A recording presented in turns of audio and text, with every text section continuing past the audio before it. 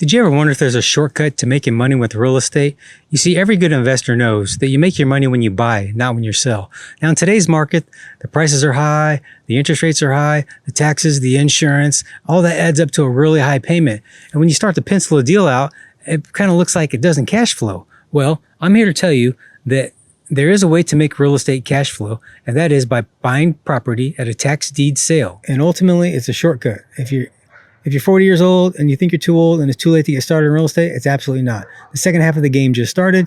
You're going to live to be at least 80 years old. That means you have 40 years to invest. I've only been doing it for 20. It's not too late. Slow and steady wins the race. The saying is, when was the best time to get into real estate? 20 years ago. What's the second best time to get into real estate? Right now. For the purposes of this video, we're going to talk about the 5 risks that you must avoid when purchasing property at a tax sale. You see, the tax sale has high returns, but like any investment with high returns, that also means it's higher risk. If you stay to the end of this video, we're also going to talk about the 5 ways to minimize that risk of purchasing property at a delinquent tax sale. Before you just jump right into the deep end, into the world of tax sales, there's some things that you need to be thinking about. So there are 5 risks to buying property at a delinquent tax sale. The first risk is it's going to be a few months before you get title to the property. And so the risk of loss is on you. So if somebody breaks in and sets a fire and burns the house down, guess what? You're going to get the deed to a burned down house. If somebody breaks in, they steal all the copper, the wire, the pipes, the fixtures, guess what? You just got the deed to a property that's been vandalized where everything valuable has been stolen. Story time. Okay, let me tell you a funny story. One year, I pulled up to a property early in the morning, like 6 o'clock in the morning. There was this drunk guy out in the road, African-American guy. And I said, hey, what do you know about that house over there? And he goes, that house right there? I go, yeah, that house right there. He goes, that's my house. I'm like, really? I'm like, do you know it's going to get sold for taxes today? He goes, yeah, I know. I'm like, are you going to pay it? He's like, nope. He goes, I go, is it a complete house or what's going on? He goes, oh yeah, everything's there. Come on, take a peek inside. So we walk up the steps. I peek in. Sure enough, the lights are on. He's got music going. He's got furniture in there. He's living in there. It's a complete house. So I go to the tax sale. I buy it for opening bid. It was like, I don't know, $3,000, $3,500. And so I get the deed 6 months later. I go to the house and guess what? Have you ever seen the movie Moving with Richard Pryor? Let me just tell you, this fool took everything that wasn't nailed down. I mean, the kitchen cabinets, the toilets, the tubs, all the wiring, the doors, the windows, the appliances, the furnace, the pipes, everything was gone. The only thing that was left in that house was the hardwood floors that were nailed to the subfloor. I thought I was buying one thing, a complete house for $3,500, and I bought a shell. If you'd like to learn all my tax sale secrets, dang, all of them? Yes, all of them. Then you might want to get a copy of my new book, Deed Rich, Tax Sale Secrets. It'll teach you how to build generational wealth with real estate in just one lifetime, your lifetime. You can get it on Amazon. It's available in Kindle or paperback. I'll leave a link in the video description down below. And after you get one, please come back to the video and comment, got one.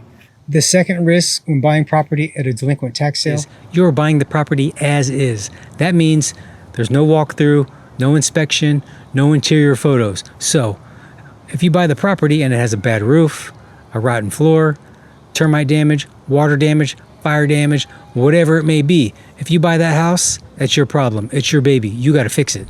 Story time.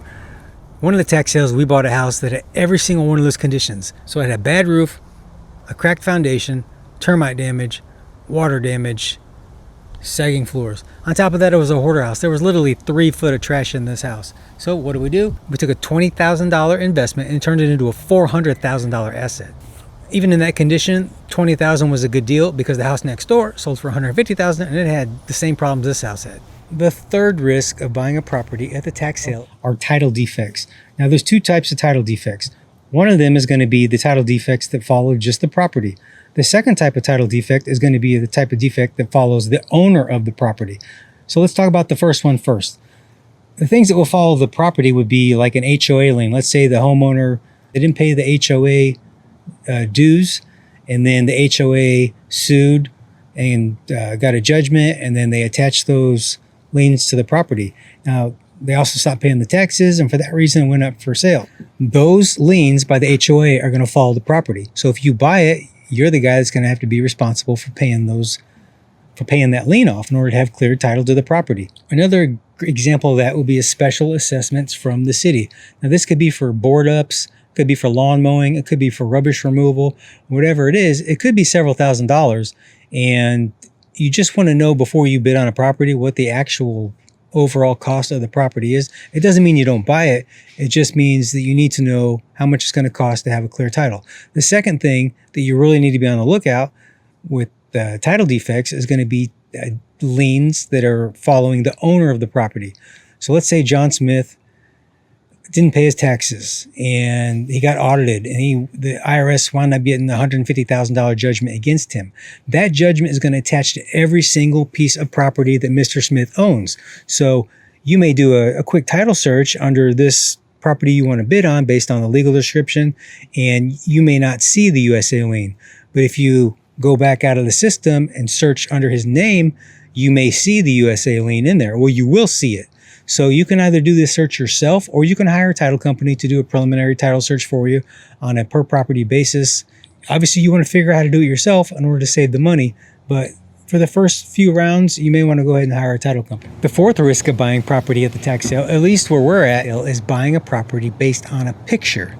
You do not want to base your decision to buy a property at the tax sale based on a county picture, based on a Google Street View, based on a Zillow picture. You do not want to base your decision to purchase a property at the tax sale on any photograph. In fact, the county could actually take a picture of the wrong property, post it. It could be a house, and then you bid on it based on that. And then come to find out they took a picture of the wrong property. It's actually a vacant lot. And if you base your purchase decision on a picture, that means you just bought a vacant lot. You're not going to be able to get out of that sale. Story time. Okay, let me tell you how bad this can go. One year I was at the tax sale, and there was a young man not too far in front of me, maybe about 5 yards in front of me. And there was a property that I wanted to bid on. The opening bid was $3,200. This property was in such a horrible condition and in such a horrible area, I thought for certain I would get it for opening bid. So I sat there waiting. They called the property. Two guys got in a bidding war. It ended up selling for $30,000. So after the young man went up and paid the $30,000 and came back to his seat, I walked up to ask him, why did he pay $30,000 for that horrible house? And he thought, oh, you mean that duplex? I go, house, duplex, whatever. What do you plan to do with that thing? He goes, oh, we're going to fix it up and rent it out. And I said, bro, there's no way you are never going to get that thing fixed up and rented out. Why? Because of the tweakers in that neighborhood. As soon as you go in there and put in either wire or fixtures, as soon as you put it in the front door, it's going to go out the back door. And he's like, really? And I said, did you drive through that neighborhood? Did you take a look at what's going on down there? Because it was in an industrial area. He goes, no. Why? I go, oh, bro. The long and short of it is, he paid $30,000 for this property that was behind my property. That was a building that we wanted to buy the house, to tear it down, fence it off, and make a parking lot. At the end of the day, he ended up selling to us for $7,500, just less than a year later. So that is how it can go really bad for you if you don't know what you're buying. The fifth big risk of buying property at the tax sale is the risk of tying up the money. So just because you are the high bidder at the tax sale doesn't mean you're going to get the property. In fact, the sale still has to be confirmed. So you still have to go in front of a judge. The judge is going to look at whether or not there was notice to the owner or whether or not there was a fair price paid. If either one of those things are not met, then the judge can set aside the sale. The only remedy for you as the high bidder is to get a refund from the county. So you may have tied up $30,000 or $100,000 and you just don't get the deed to the property. All you do is you get your money back with no interest. Story time. So one year, there was actually a 30-unit apartment complex in the tax sale. It was set up like a townhouse. They were going to be sold opening bid for $3,000 a piece. And I figured they would go between $5,000 and $10,000 each. And I did not have that much cash on hand. So I reached out to a buddy of mine who I knew had the money. And he goes, oh yeah, I saw it. Now this place was in pretty bad shape. The roofs were bad. The water was leaking in. Sheetrock had been falling down. There was black mold everywhere. But still, this property was going to be a home run for somebody. At the same time, across town out in the suburbs, there was a strip mall that had come up for $115,000. The thing was less than 5 years old. It was fully occupied. It was worth $1.5 million. And my buddy said, hey man, I'm going for that. I don't have money for both. I'm sorry. I'm going to go for that. He went for it. He was a high bidder. He thought he just bought his retirement plan. Or he gets to the confirmation hearing. Guess what? The county did not send notice to the bank, the lender, the lien holder. So they challenged and said, look, judge, we need to get notice of that. So, we're going to pay the taxes. We're not going to let the property go. And guess what? The judge said, okay, that's fine. I can see from the file here that the county did not send notice to the lien holder. So therefore, I'm going to agree to set aside the sale. You, high bidder, sorry, you'll get a refund from the county. No interest. Sorry, we tied your money up for 6 months, but that's just the way it is. So we've talked about 5 risks of buying at the tax sale, but it's not all bad news. There are 5 things that you can do to minimize that risk. The first thing you must do, you must physically inspect the property. Now, that doesn't mean you can go inside the property, drive by the property. If it's safe, get out of the car, take a look, take a picture, take a video. If you can tell it's vacant, you can walk around the house, peek in the window. If the property is located out of town, you may have to go onto an app and hire somebody to do that for you. But you have to get eyes on the property. The second thing you can do is talk to the neighbors, okay? Knock on the door next door, knock on the door across the street. Hey, what's going on with that house? Is anybody living there? Is it vacant? Are there squatters in there? Is there any damage? Is the foundation caved in? Is there fire damage? Is there water damage? How long has it been vacant? Would you like me to buy it and fix it up? Would that make you happy? What I can say is that I have gotten more inside information about a tax auction by talking to the neighbors than any other thing. The third thing that you must do to minimize the risk, again, is to do a title search. You need to be checking for liens. It could be a mechanic's lien, a city lien, a state Department of Revenue lien. It could be a federal lien. It could be a water bill lien. All those liens are going to show up on a title search. And if you don't feel comfortable doing it yourself, then hire a title company to do it for you. The fourth thing that you probably should do is if the property is clearly vacant, the power's off, there's trash everywhere, the yard's overgrown, maybe the windows are busted out, then, walk up to the house and take a peek in there. Now you need to be careful, okay? There could be squatters in there. It could be a mentally ill person in there.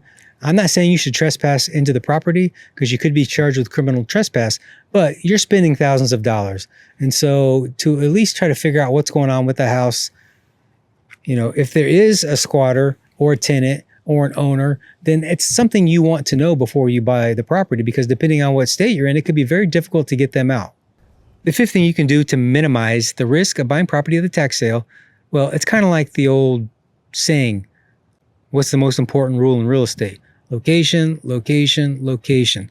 What's the important rule about buying property at the tax sale? Do your homework, do your homework, do your homework.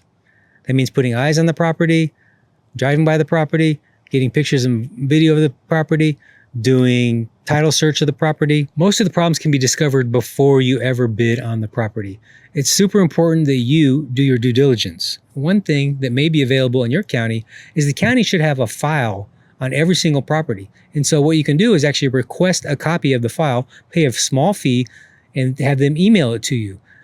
If the county sent out notice by certified mail with a return receipt, then there'll be a signature if somebody got a copy of that letter.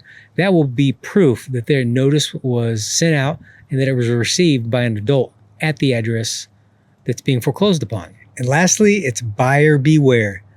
If you don't do your homework, whatever problem there is, if you buy it, it's your baby now. It's your baby now. The good, the bad, the ugly. I want to thank you for staying all the way to the end of this long video. And for doing so, I have a free PDF, the top 10 ways to make money with real estate purchase at a tax sale. It's also a summary of chapter 10 of the book Deed Rich. If you'd like to learn all my tax sale secrets, I recommend you get a copy of my new book, Deed Rich, Tax Sale Secrets. It'll teach you how to build generational wealth with real estate in one lifetime. It's available on Amazon and Kindle or paperback. I'll leave a link in the description of the video down below. And after you've ordered one, please comment, "Got one." If you like this video, I recommend you check out this one right here. It's a real banger.